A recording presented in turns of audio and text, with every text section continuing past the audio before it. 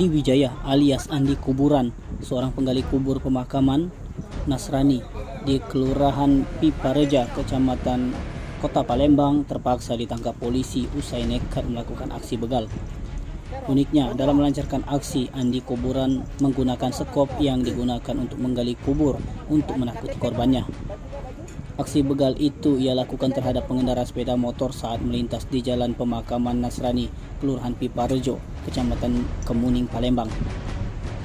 Atas aksinya itu, tim Opsnal Unit 1 pimpinan Kanit Kompol Willy Oscar dan Panit Ibtu Marzuki serta Katim Aibda Kelvin Marley melakukan pengejaran terhadap Andi Kuburan. Berdasarkan informasi dari masyarakat, keberadaan Andi Kuburan terendus petugas. Dia ditangkap saat berada di kediamannya yang tak jauh dari TKP.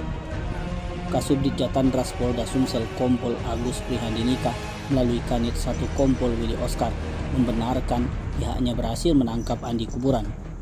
Willy Oscar menjelaskan modus operandi tersangka berawal saat Andi Kuburan tengah duduk di TK menunggu penziarah.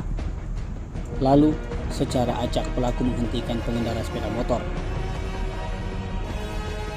Korban yang berupaya kabur coba dikejar Andi Kuburan, bahkan beberapa kali memukul sekop ke arah tubuh korban.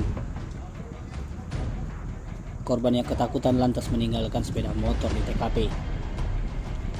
Alhasil sepeda motor berjenis Honda Matic Beat warna hitam milik korban akhirnya dikuasai oleh Andi Kuburan yang langsung dibawa kabur.